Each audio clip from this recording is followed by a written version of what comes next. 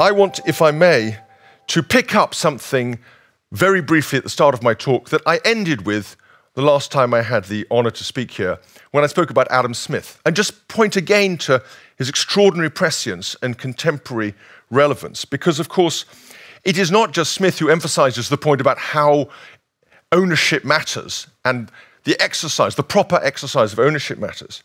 It's also his critique of materialism, what he talks about the fascination that we have with trinkets of frivolous utility.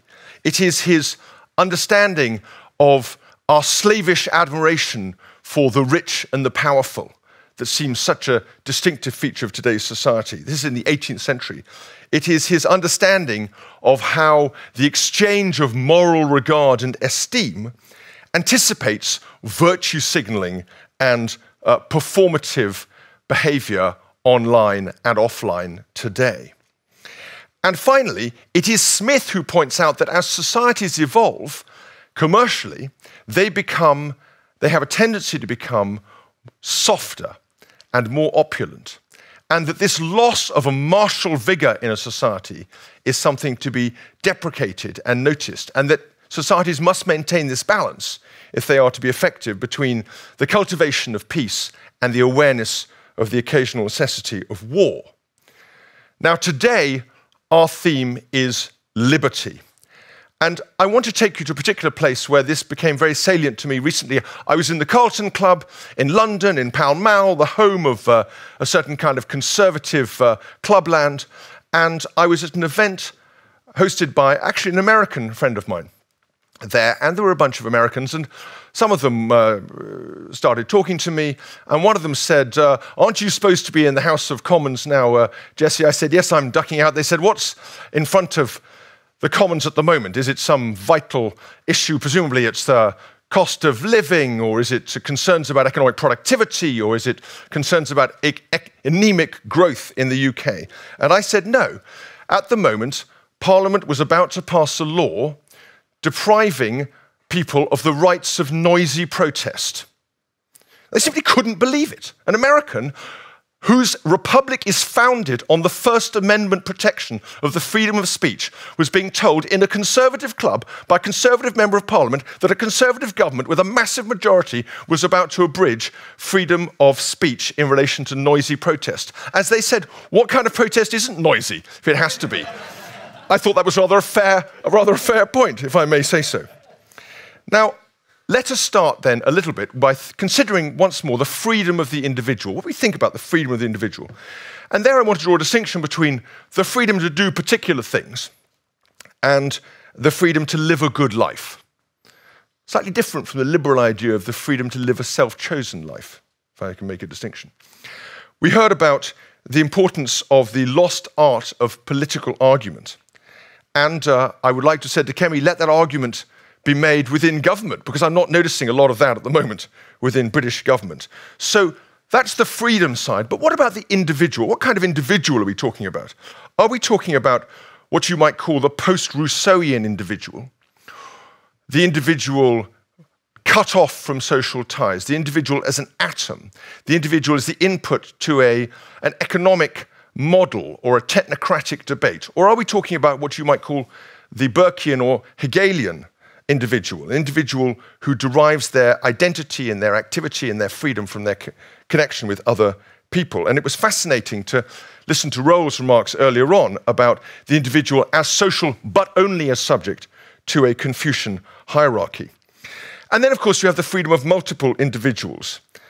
And there, it's important to bear in mind, once again, that actually the freedom of others is freedom for ourselves. And I want to introduce this idea of an affordance, something pro-social that others give us and that we give them.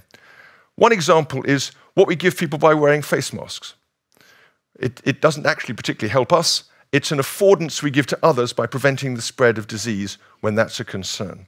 Or name tags. Doesn't help us to know our own name, except in one or two cases. But it's very useful for others, and it saves them the social embarrassment of having to ask. So cooperation, respect for others, helping them to plan all these affordances, often mistaken for deference, and often ignored aspects of what's a rather debased phrase, positive liberty. People think of negative positive liberty. It's a distinction made, actually popularized by Isaiah Berlin, but made well before him. And the idea would be that negative liberty is, as it were, the freedom to not have to be bound in one's activities by external forces, and positive liberty is something often regarded as something the state gives you through, for example, state-provided education. But an affordance, in the sense I'm describing it, is something that everyone gives you just by being in society. Very Smithian idea, not provided by the state. So when we think then about freedom, we must automatically be thinking about law. And not just law, but unwritten rules, norms, practices, habits.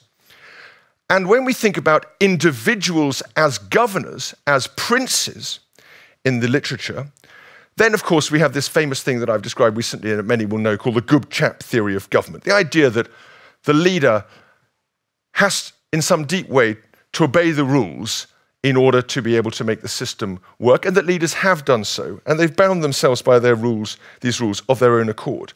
We've seen this being repeatedly breached recently. In Britain, as you will know, the prorogation case was an example. What did the Prime Minister think was going to happen in the case of prorogation? Did he think that the Supreme Court was going to allow him to prorogue Parliament for a period of time that could, in due course, next time round, have been 4 years? The principle having been established that it could be for 3 or 4 months. Of course not. That was never going to happen, and it was foolish and naive to think it would. We saw it in the States, this idea that somehow America, as a law-based republic, is immune from the good chap theory of government, has been blown out of the water by Donald Trump's unwillingness to acknowledge the result of the last presidential election, although that's nowhere written down in the Constitution that he should do so. So why does this matter? Why does this belief in, this affinity to, this identification with law and rules and norms matter? Well, of course, because it gives us affordances. It gives us predictability of behavior. That allows us to plan. It gives legitimacy to government. It gives embeddedness, the feeling that a leader is one of us, feels what we feel, shares in some sense in our pains, our sorrows, and our joys. It gives credibility to a leader. And of course, it reflects the fact that good government both is derived from, but feeds into and shapes human freedom. Now, the greatest democratic leaders have always sought to respect law, even under the most testing circumstances. One thinks of Abraham Lincoln going out of his way, having suspended habeas corpus, then to go back and seek to restore the law-like privileges, even in a civil war, than which there can be no worse domestic convulsion.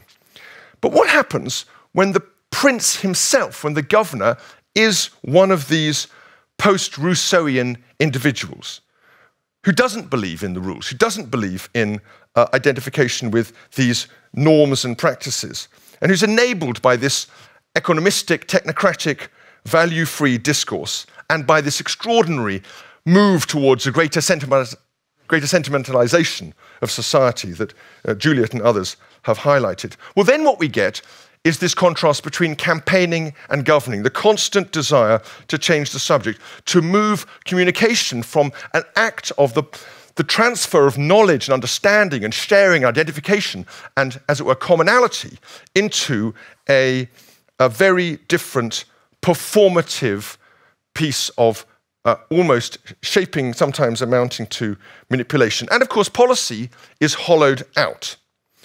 Now, the objection can be made, and I've had this objection made to me on this issue. Look, Jesse, different times call for different policies. We're in a post-Brexit world, you need to get with the programme, maybe you didn't notice, and people have different expectations and different values. To which my answer is absolutely not. Of course, the context changes, but the art of governing, particularly for conservatives, is to apply values that do not change in context to circumstances that evolve. And here it's vital to realize, and this picks up something that Matt, I think, was getting at earlier in his very interesting talk, which is that reason is double-edged. Reason itself, the thing that we're always taught, powered the Enlightenment, is double-edged. Reason, of course, originally, contrary to expectation, evolved not so that we could be Kantian describers of our own universal autonomy, but so that we could give better and better excuses for our behavior. And in general, the more sophisticated a reasoner is, the more self-righteous, the more self-regarding, and the more self-admiring they are. And this is a deep, deep problem. So reason really only matters. It's only effective in modern society if it's tied to instinct, educated instinct, and in the best sense, an evolved understanding of oneself and one's surroundings, and above all, to independence of mind. So what then do we need? We need a change, a sea change in our world. We need a change of norms within government and within society, and particularly, I would say, within cities. We've heard about the need for liberal education, for making the argument, for joining in a public debate that is not value-free, but filled with proper consideration and discussion of human values, and of course, sometimes for standing up for what you believe in. Now, I'm honored to close this extraordinary weekend, and I just do so with a couple of final thoughts. Michael Oakeshott said that a conversation can never be ended. It can only ever be put aside for a future day. And that's right, because a conversation always ends on a final remark, however it may be, which itself calls into being some future response, some future meaning, some future interpretation. But I have three final thoughts. The first is that, of course, all great politicians sometimes have to make the weather. That's built into the game. But it's not governing if you don't respect the rules. It leads to a loss of effectiveness, a loss of legitimacy, and a loss of credibility. The second is that moral responsibility demands freedom of thought and action. We know that. But our responsibility is not limited by that. We're also responsible for the benefits of a society we enjoy, even if we have not chosen it. And finally, in democracies, and this can't be stated too often, we find our freedom through other people. Freedom always brings responsibility with it, and that includes the responsibility to respect the rules that make our freedom possible. Thank you very much indeed.